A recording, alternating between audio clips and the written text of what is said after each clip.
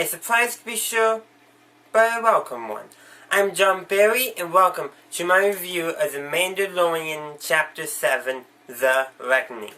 So, just a quick little background information, since The Rise of Skywalker is coming out technically Friday, even though they are airing Thursday, or screenings, whatever you want to say, and the premiere has already happened, the official premiere. Well, they put The Mandalorian here on Wednesday instead, so it doesn't conflict with Rise of Skywalker. So, they have to wait as long. Unfortunately, that means a longer wait for the next episode, but, well, give and take, as they all say. But yes, The Mandalorian Chapter 7, so, let's actually review and talk about it. What this episode does is basically the beginning of bringing everything together, hence The Reckoning. You know, all the things set in motion at the start of the series is being brought together now. It is coming to the conclusion. We still got a bit to go, but we're getting there. So this episode we get the reappearance of all the actors who have star billing. And that's something I picked up on. All the actors, or should I say, the actor who played the head of the Bounty Hunter Guild, he had gotten star billing, and he had appeared in more than one episode. Same thing with the Ugnaught character Quill. They both appeared in multiple episodes and had co-starring billing, I believe it was. And the actor who played Cara Dune, IG-11, also had co-starring billing. So that told me they were going to appear again, and they appear again in this episode. We don't get too much of IG-11, but we find out that Quill, I hope I pronounced that correctly, rewired and reprogrammed the IG-11 after the Mandalorian shot him. Of course, the Mandalorian is still just distrustful of IG-11, and a bit understandable. But Quill says something that's, I think, very important about droids. They reflect those who programmed them. They're essentially a neutral state reflecting those who programmed and built them.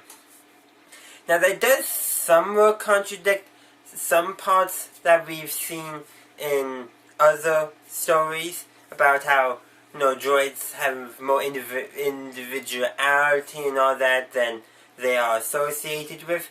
But it's kind of true that at the very core, what a droid is going to reflect who programmed them. And yes, they can grow beyond it, but that's only if they're given the chance to. And look at the main characters, the main droid characters in Star Wars. They have, for lack of a better term, masters, owners who gives them the chance to grow as characters, allows them to go beyond their programming. Just some food for thought there. But yes, everything starts to come to a head, though we do end with a cliffhanger. And that is a bit frustrating. I'm like, I want to know what happens next!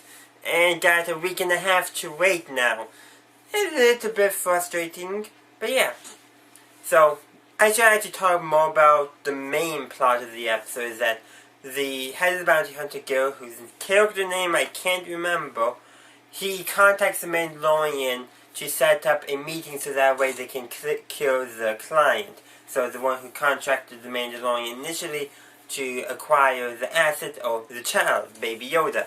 And we do see them meet and all that, though we do find out that the original plan was actually to kill the Mandalorian and to take the child and hand him over to the Imperials himself.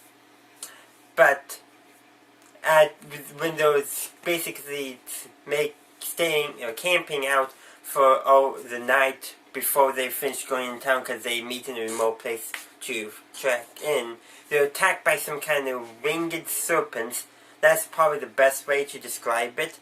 And the head of the Bounty Hunter Guild is mortally injured, and Baby Yoda uses the Force to heal him. And that gives the head of the Bounty Hunter Guild a change of heart. No, it awakens his conscience, if you will, and he decides not to go through with it. And after killing the Bounty Hunter Guild members with him, because they were still on the original plan, he and the Mandalorian and Cara Dune, Quill, they come up with their own plan. So Quill will take Baby Yoda back to to the Razor Crest, where IG-11 is waiting, and basically to hunker down there with a security system activated that will prevent anyone from getting in. Meanwhile, the Mandalorian will pretend to be captured, and the Bounty Hunter Guild leader and Cara Dune will escort him into town, along with the new carrier that Quill had fashioned for Baby Yoda, to give the illusion that Baby Yoda is with them. And then they go meet the Imperial, who's reinforced the town with a bunch of Imperials. But it's kind of like, the Imperials don't really have the same discipline anymore, or at least some of them don't. Like, 2 scout troopers with speeder bikes are guarding the main entrance to the town, and they're just kind of, they're kind of doing like this, lounging. They're not standing straight up, and that you can tell discipline among Imperials has slackened. And you can see this with all the other stormtroopers in town. Not only are they armored, they're just not standing upright. They no longer have the same discipline they once did. But this is probably the twist. The Imperial who's declined was actually working for another Imperial, Moff Gideon, who I remember seeing some in the promotional material for. Well, he sends his death troopers and shoots up the cantina where they're all meeting it. And only the Mandalorian, Cara Dune, and the head of the Bounty Hunter Guild survive. And his death troopers, armor is good, they have discipline, including his own stormtroopers who show up after the death troopers fire into the cantina.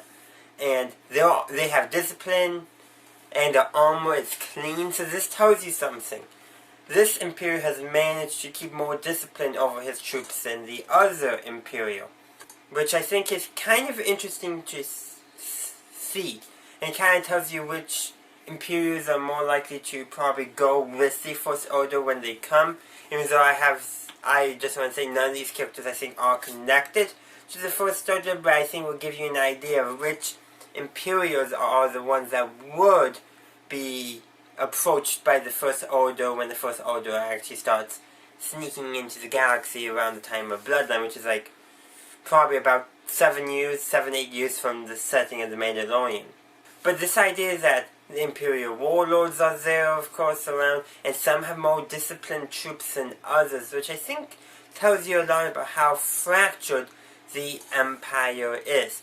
And also, just because I just remember this now, what convinced Cara Dune to actually up the Mandalorian was when the Mandalorian said, oh, by the way, this person, he's an Imperial warlord. Like, okay, I'm in.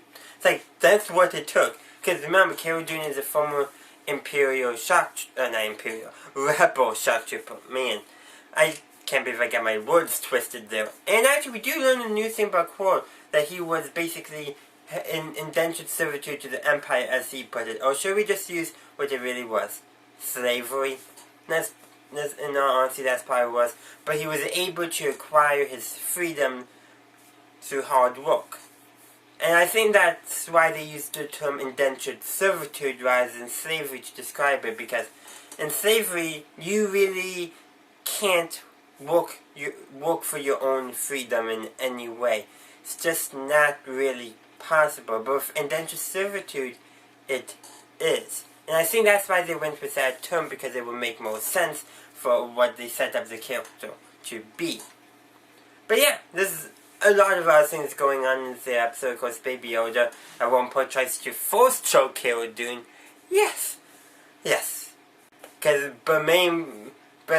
Mainly because what occurred to this is that Cara Dune and the Mandalorian were having an arm wrestling contest, and neither of them was getting anywhere.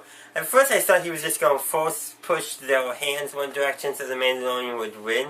But no, that's not the way it went. But it does get me thinking about like the nature of the Force, and for those who are young and don't really understand everything around them and the concept of the Force as a whole, it's like, what is the light and dark side then?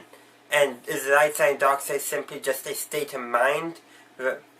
Definitely that's the impression that lots of characters and legends concluded, and I'm thinking maybe the way that the the Force may be taken in the Rise of Skywalker, that it's more your intentions and mindset that determines light side versus dark side, rather than anything else. So it's still your emotions, but where those emotions are coming from. This was a stance they clearly took in Legends with the new Jedi Order, that the light side of the Force revolves around basically helping others and not, seeking out for your own personal self-interest, while the dark side was all about self-interest. Rather than, the Force lightning isn't only a dark side power and light side people can't use it at all. That was something we see in Legends. I'm thinking they're trying to go that way in canon too. That's more your intentions and mindset that determines light side, dark side versus the powers used and how the powers are channeled. It's kind of hard to explain, but that's what I'm getting here, because I don't think any of us would accept Baby Yoda being on the dark side. So, we're going to make the assumption that either one, he doesn't know better, or two, that our traditional understanding of light side and dark side powers being reflective of the light side and dark side themselves is not necessarily the correct interpretation of the Force, which I think presents a more nuanced view of the Force that's more in line with the gray nature of the galaxy as a whole and the real world. And they do say art often reflects life, so just some food for thought there. But yeah, that was definitely something I was not expecting, but I'm kind of glad that they did do it, even though I wasn't expecting it. Of course, we should talk about the ending of the episode, that cliffhanger. And that's what is most puzzling and troubling for me. Troubling because I really want to see what happens, and I don't know if I can wait that long. Thankfully, we got Charles in there to help, but alas, I wanted it sooner. I wanted the story sooner. I wanted to conclude. But I'm saying the wait will probably be a good thing in all honesty. But so what happens? Well, as I kind of mentioned earlier, Cara Dune, the Mandalorian, the head of the bounty hunter guild, are basically held up in the cantina with a bunch of disciplined Imperial troops pointing their weapons at them. And while they're doing that, Quill, the Ugnaught, he is riding with Baby Yoda on a blurg to the Razor Crest. But the communications between the Mandalorian and Quill are overheard by the two scout troopers guarding the entrance to the town, and they jump on their speeder bikes and take off. And apparently, they catch up. And looks like Quill might be dead. He's shot. Granted, IG-11 is aboard the ship and they were almost there. Now, and the scout troopers pick up Baby Yoda. Or do they? The thing is, remember, IG-11 is on the Razor Crest. So, one, if Kor's not grievously wounded, the IG-11 can give him medical attention. But two, could Kor have gotten into the ship quick enough and gotten Baby Yoda into the ship, and that's just a mock-up to confuse the Imperials? Because Baby Yoda wasn't moving. I don't know. That's what's puzzling me. Like, please, I don't want that to happen. Cause I don't want the Imperials to get their hands on Baby Yoda. I just don't. And I'm nervous. I really am. I don't know what's going to happen. Is like Quote dead? Is he just injured? We know IG-11's aboard the Razor Crest still. We have seen no information otherwise. So is he going to show up Deus Ex Machina style? Which actually would make some sense, because he is a droid. A droid is a machine. Deus Ex Machina. It's Greek. Deus refers to the gods. Machina, I think, machines. I don't know ancient Greek, by the way. I'm just guessing. But it has to do with basically, the term Deus Ex Machina has to do with basically a type of machine, a crane often, an actor who's portraying a god being lowered onto the stage during a Greek play. Deus Ex Machina. That's where it comes from. Ancient Greek theater. But yeah, It makes some sense for IG-11 to be the Deus Ex Machina here. But yeah, we just gotta wait and see, and it's gonna be a frustrating wait, to say the least, but I think we can handle it. But yeah, those are just my thoughts of the episode. What are yours? If you enjoyed it, please make sure you leave a like, and if for some reason you did enjoy my review, well, guess what? There's a dislike button right next to the like button. And also, somewhere around bottom there, under the channel icon normally, as the channel logo, there's something that says subscribe. Please click that as well. And if you actually want to be notified of when my videos coming out, including my next review of The Mandalorian and my reviews for The Rise of Skywalker, well, there's a bell next to that subscribe button. Click that and you will be notified, or at least YouTube knows you want to be notified.